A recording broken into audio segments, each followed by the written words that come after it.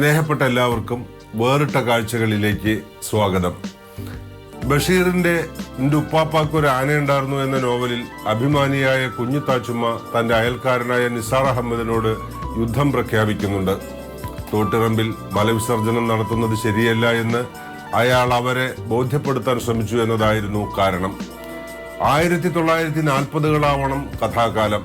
എന്തായാലും കഴിഞ്ഞ നൂറ്റാണ്ടിൽ തന്നെ വെളിക്കിറങ്ങുക എന്ന ഭാഷാ പ്രയോഗത്തിന്റെ നിരുക്തിയെ കക്കൂസുകളുടെ ഉപയോഗത്തിലൂടെ മലയാളിയുടെ ശീലപരിണാമം റദ്ദു ചെയ്യുകയുണ്ടായി.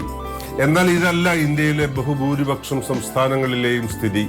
ആരോഗ്യത്തിന്റെയും സാമൂഹ്യ ശുചിത്വത്തിന്റെയും ഭാഗമായി കക്കൂസുകൾ ജീവിതത്തിന്റെ അടിസ്ഥാന ആവശ്യമാണെന്ന ബോധ്യം ജനസംഖ്യയുടെ പകുതിയിലേറെ പേരെയും ഇനിയും സ്പർശിച്ചിട്ടില്ല. വികസനത്തിന്റെ നട്ടപ്പാച്ചിലിനിടയിൽ ശൗചാലയങ്ങളും ആവശ്യമാണെന്ന സ്വച്ഛ ഭാരത സങ്കല്പത്തിലേക്ക് ഭരണകൂടം ഉണരാൻ തുടങ്ങുന്നതേയുള്ളൂ. ഈ പശ്ചാത്തലത്തിൽ ബംഗ്ലാദേശുമായി അതിർത്തി പങ്കിടുന്ന പശ്ചിമ ബംഗാളിന്റെ കിഴക്കൻ ജില്ലയായ നദിയായിൽ 2013-15 കാലത്ത് നടത്തിയ സോബാർ ശൗചാഘർ എന്ന ജനകീയ പദ്ധതി രാജ്യം ഇതുവരെ കണ്ടിട്ടില്ലാത്ത ഒരു സാമൂഹ്യ വിപ്ലവമായിരുന്നു. 2013 ഒക്ടോബർ 2 ഗാന്ധി ജയന്തി മുതൽ 2015 മാർച്ച് 15 വരെയുള്ള ഹ്രസ്വ കാലയളവിൽ 52 ലക്ഷത്തോളം ജനസംഖ്യയുള്ള നദിയ തുറന്ന പ്രദേശത്തെ മലമൂത്ര വിസർജനത്തിൽ നിന്ന് പൂർണ്ണമായി വിമുക്തമായ ജില്ലയായി ഐക്യരാഷ്ട്ര സംഘടനയ്ക്ക് പ്രഖ്യാപിക്കാൻ സാധ്യമാം വിധം ബൃഹത്തും വിജയകരവുമായിരുന്നു ഈ പദ്ധതി. അവിശ്വസനീയമായ ഈ സാമൂഹ്യ മുന്നേറ്റത്തിന്റെ വിഭാവനവും നിർവഹണവും ഒരു മലയാളിയുടേതായിരുന്നു. നദിയ ജില്ലയുടെ കലക്ടറായിരുന്ന PB സലീം എന്ന ഈ മൂവാറ്റുപുഴക്കാരനെ നേരത്തെ കേരളീയർക്ക് പരിചയമുണ്ട്. കോഴിക്കോട്ടെ കലക്ടറായിരിക്കെ കലാപാനന്തരം മാറാട്ടെ മനുഷ്യർക്കിടയിൽ സ്നേഹ സൗഹൃദങ്ങൾ വീണ്ടെടുക്കാൻ യത്നിച്ച ഭരണാധികാരി എന്ന നിലയിൽ ഇപ്പോൾ കൽക്കത്തയുടെ ജില്ലാ ഭരണാധികാരിയായ PB സലീം വംഗഭൂമിയുടെ ദീർഘകാല ശീല പാരമ്പര്യങ്ങളെ തിരുത്തിയ നദിയ ദൗത്യത്തിന്റെ കഥ പറയുന്നു വേറിട്ട കാഴ്ചകളുടെ ഈ അധ്യായത്തിൽ. ബംഗാളിൽ 2001 ഞാൻ സിവിൽ സർവീസിൽ വരുന്നത്. അപ്പോൾ 2001 മുതൽ ഇവിടെ ഉണ്ടായിരുന്നു, 2008 വരെ. 2008 നാട്ടിലേക്ക് ഡെപ്യൂട്ടേഷനിൽ വരുന്നത് 4 വർഷം. 2008 മുതൽ 2012 വരെ. ശേഷം വീണ്ടും 12 അവസാനം ബംഗാളിലേക്ക് വന്ന് നദിയ ജില്ലയിലെ കളക്ടറായിരുന്നു 2.5 വർഷം. അതിനുശേഷം ഇപ്പോൾ സൗത്ത് 24 പർഗാനാസ് ജില്ല, കൽക്കത്ത ഉൾപ്പെടുന്ന ഡിസ്ട്രിക്ട്.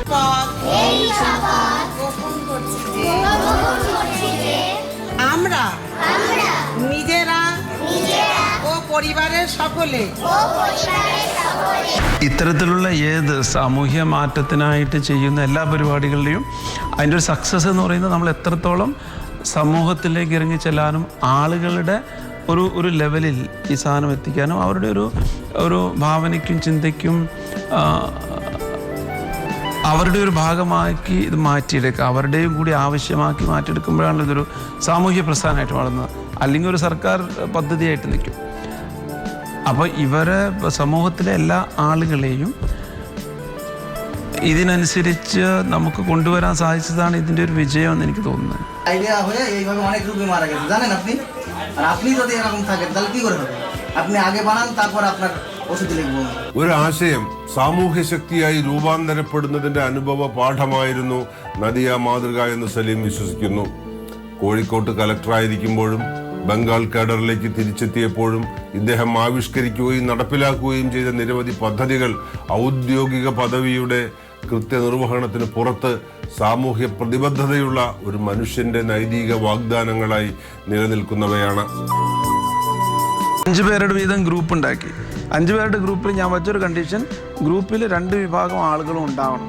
അപ്പോൾ സ്വാഭാവികമായിട്ടും ഇപ്പോൾ ഒരു കമ്പനിയിൽ 5 പേര് കൂടിയിട്ട് ചെരുപ്പുണ്ടാക്കുകയാണെങ്കിൽ മാക്സിമം ചെരുപ്പുണ്ടാക്കാൻ ശ്രമിക്കണം, എന്നാലും പൈസ അധികം കിട്ടുള്ളൂ. ചെരുപ്പ് മാക്സിമം ഉണ്ടാക്കണമെങ്കിൽ സ്വാഭാവികമായിട്ടും അവർക്ക് പരസ്പരം മനസ്സുകൊണ്ട് സംസാരിക്കണം. അപ്പോൾ മനസ്സുകൊണ്ട് ചെരുപ്പുണ്ടാക്കുന്ന സംസാരിക്കുമ്പോൾ സ്വാഭാവികമായിട്ടും മനുഷ്യൻ്റെ ഒരു സ്ഥിതി വെച്ചിട്ട് മറ്റു കാര്യങ്ങൾ മറക്കാനും പൊറുക്കാനും അല്ലെങ്കിൽ ഇതാക്കാനുള്ള ഒരു മാനസിക സ്ഥിതി ഡെവലപ്പ് ചെയ്യും.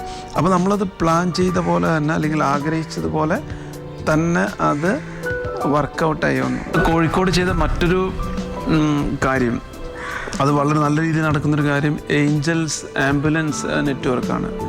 അപ്പോൾ അതിൽ നമ്മൾ ചെയ്തത് ജില്ലയിലുണ്ടായിരുന്ന ആംബുലൻസ് ഓപ്പറേറ്റർമാരെ വിളിച്ചു ചേർത്ത് അതിൽ കുറച്ച് സാമൂഹ്യമായിട്ട് ഇത്തരം കാര്യങ്ങൾ ചെയ്യാൻ താല്പര്യമുള്ള 50 ആംബുലൻസുകളെ